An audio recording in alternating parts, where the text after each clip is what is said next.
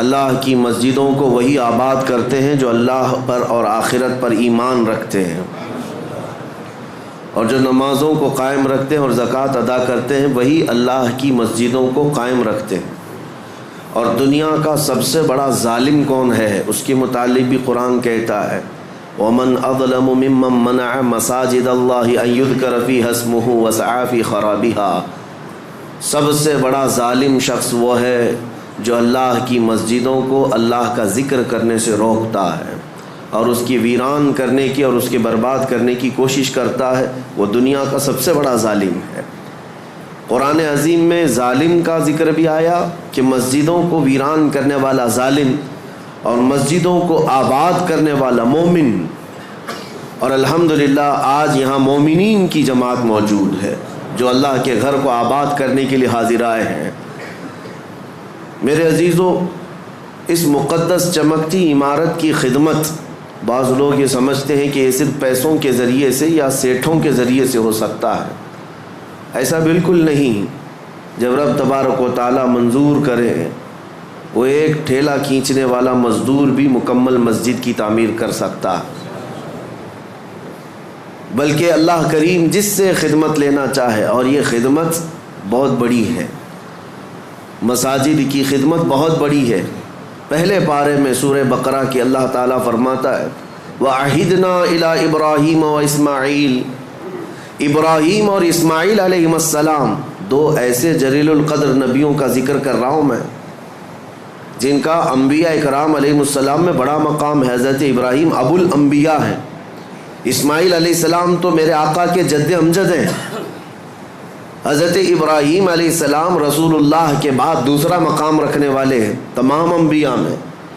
ان دو نبیوں کا ذکر کر کے قرآن میں اللہ فرماتا ہے ہم نے ان دونوں سے، باپ اور بیٹے سے عہد لیا ہے، ابراہیم اور اسماعیل علیہ السلام سے عہد لیا ہے، وعدہ لیا ہے، کس بات کا؟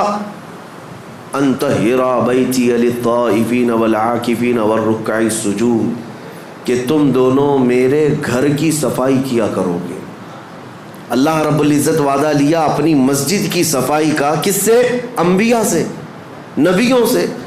کس کے لیے صاف رکھو گے؟ طواف کرنے والوں کے لیے، اعتکاف کرنے والوں کے لیے، رکوع اور سجدہ کرنے والوں کے لیے۔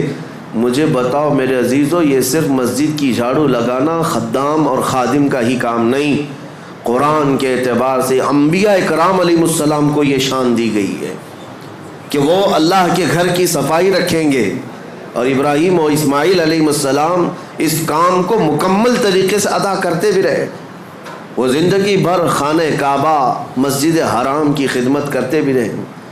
اب میں آپ کو ایک تاریخی بات بتاؤں کہ یہاں پر ہم مسجد میں آج جمعہ کے لیے حاضر آئے ہیں، ایک روایت سننے کے بعد دل باغ باغ ہو جاتا ہے۔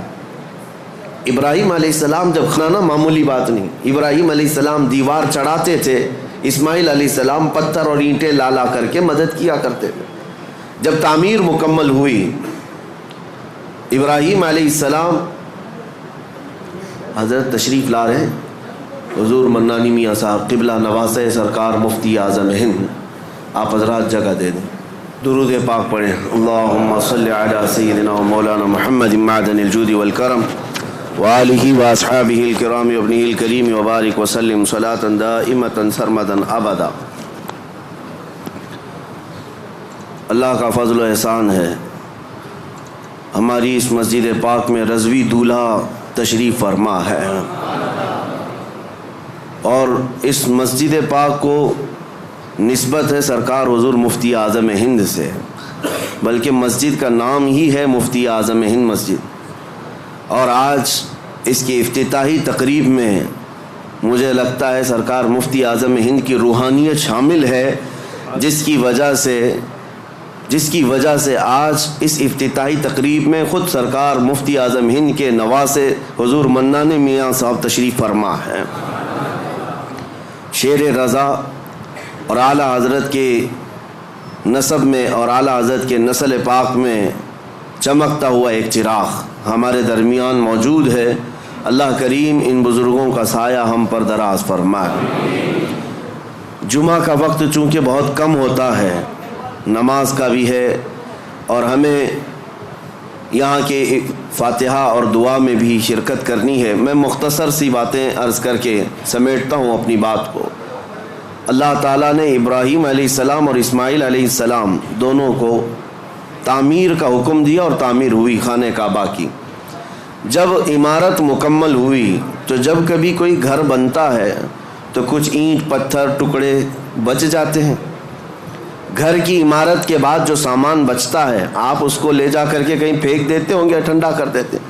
خانہ کعبہ کی تعمیر کے بعد جو مٹی، اینٹ، پتھر، گارے جو جس سے بھی بنا تھا وہ بچا تھا، تو ابراہیم علیہ السلام نے اس کے متعلق پوچھا رب ذوالجلال سے، مولا یہ جو تعمیر سے بچ گیا ہے اس کا کیا کیا جائے؟ اللہ کریم کا حکم ہوا، اے ابراہیم وہ جتنی مٹی بچی ہے یا گارا یا جو کچھ بھی بچا ہے اس کو اٹھاؤ، جمع کرو اور ہوا میں پھینک دو۔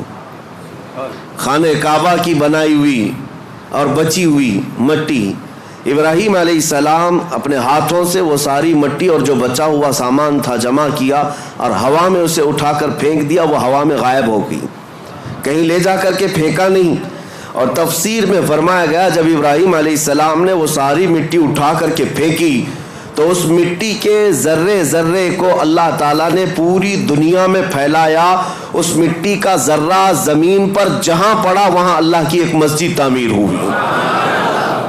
قیامت تک جہاں وہ ذرہ پڑا ہوگا یا تو مسجد تعمیر ہوگی یا ہو چکی ہوگی۔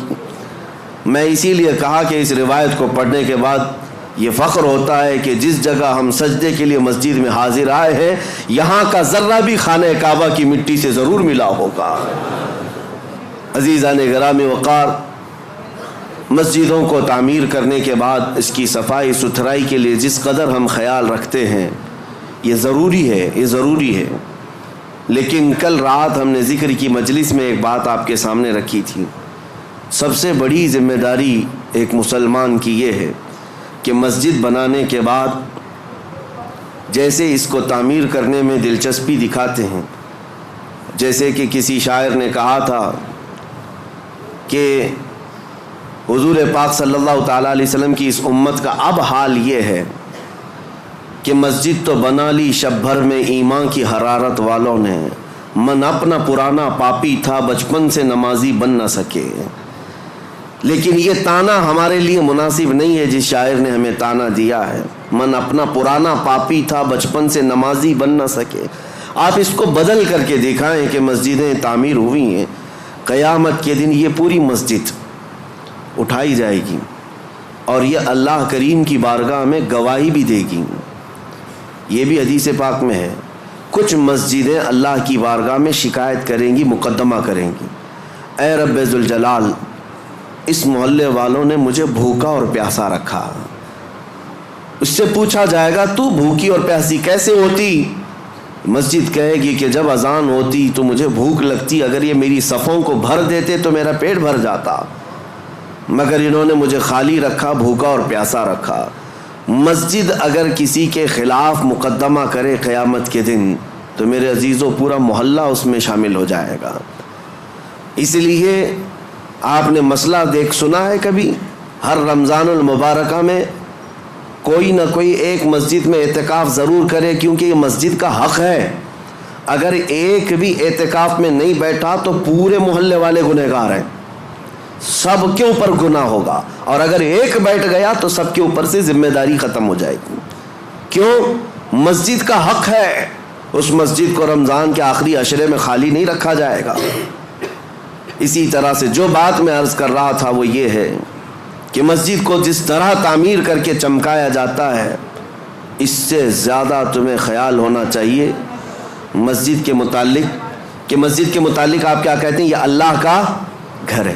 سب یہی کہتے ہیں نا، مسجد کیا ہے؟ اللہ کا گھر ہے۔ اللہ کا گھر کا مطلب کیا ہے؟ اللہ رہتا ہے، اللہ رہتا ہے نہیں، نسبت کے لیے کہا گیا ہے کہ اللہ کا گھر ہے، اس کا مالک صرف اللہ ہے۔ کوئی مسجد کا متولی، کوئی مسجد کا امام، کوئی مسجد کا خادم، کوئی مسجد کا ٹرسٹی کبھی یہ نہ سمجھے کہ یہ میری پراپرٹی ہے۔ مسجدیں جو ہوتی ہیں وہ صرف اور صرف اس کی ملکیت اللہ کے حوالے ہے۔ کبھی آپ نے سوچا کہ یہ مسجدیں جو شہید ہوئی ہماری، گورنمنٹ تو آفر دیتی ہے کہ اس جگہ چھوڑو دوسری جگہ بنا لو. ہم کیوں نہیں مانتے؟ اس کی وجہ یہ ہے کہ ہم اگر مالک ہوتے تو کمپرومائز کرتے. مالک اللہ ہے, ہمیں صرف حفاظت کے لیے مامور کیا گیا اور ہم زندگی بھر اس کی حفاظت ہی کریں گے. اور آپ کو پتا ہے جب ابرہہ بادشاہ خانہ کعبہ ڈھانے کے لیے آیا تھا کئی 100 ہاتھیوں کو لے کر کے, اس نے مکہ میں سب سے پہلے بڑے بڑے لوگوں کا مال لوٹ لیا اور کئی لوگوں کو قید کیا. اس میں حضرت عبد المطلب جو رسول اللہ کے دادا ہیں ان کے 100 اونٹ اس نے قبضہ کر لیے تھے. حضرت عبد المطلب خانہ کعبہ کے متولی تھے, اس وقت متولی تھے, خدمت پر آپ ہی مامور تھے. تو خانہ کعبہ کو ختم کرنے کے لیے آیا تھا ابرہہ بادشاہ یمن سے کئی ہاتھیاں لے کر. حضرت عبد المطلب گئے بات کرنے کے لیے کہ میں بات کرتا ہوں. تو ابرہہ نے ان کو اجازت دی آنے کے لیے اپنے دربار میں. آئے, پوچھا اس نے کہ کیا معاملہ لے کر آئے ہو؟ حضرت عبد المطلب نے کہا میرے جو 100 اونٹ تم نے ہتھیائے ہیں وہ واپس کر دو, مجھے میرے اونٹ دے دو. وہ ہنسنے لگا کہ تجھ کو کس نے خانہ کعبہ کا متولی بنایا؟ تجھے پتہ نہیں میں یہاں کیوں آیا؟ میں آیا ہوں خانہ کعبہ کو ختم کرنے کے لیے اور تم بات کر رہے ہو اپنے اونٹوں کی. ہونا تو یہ چاہیے تھا کہ تم میرے سے بات کرتا کہ کعبے کو مت ڈھاؤ, کعبے کو مت برباد کرو. حضرت عبد المطلب نے مسکرا کر یہی جواب دیا تھا, اونٹوں کا مالک میں ہوں, اس سے سوال کرنے آیا. کعبے کا جو مالک ہے وہ خود ہی اس کی حفاظت کرے گا. اللہ کریم وہ حفاظت فرمائے گا, ہم تو اس کی خدمت پر مامور ہیں. عزیزان گرامی, یہی نظریہ مسجدوں کی دیکھ بھال کرنے والی انتظامیہ کے ذہن میں رہے کہ ہم مسجد کے مالک نہیں مسجد کے خادم ہیں, اور ہمیشہ رہیں گے. اور دوسری بات جو میں کہنے جا رہا تھا وہ یہ کہ جتنا اس کی عمارت کو چمکایا اس سے کئی زیادہ چمکانے کی جس چیز کو ضرورت ہے وہ کیا ہے؟ میں ایک لفظ آپ سے پوچھا کہ مسجد کو آپ کیا کہتے ہیں؟ اللہ کا گھر ہے. مسجد اللہ کا گھر ہے. یہاں اگر آپ کے سامنے کوئی غلاظت لا کر کے ڈال دے, برداشت کریں گے آپ؟ کوئی مسجد کے فرش پر تھوک دے, اپنا رینٹ نکال کر ڈال دے, باہر کی غلاظت لا کر ڈال دے, آپ برداشت کریں گے؟ ذہن میں موجود ہے اللہ کا گھر ہے.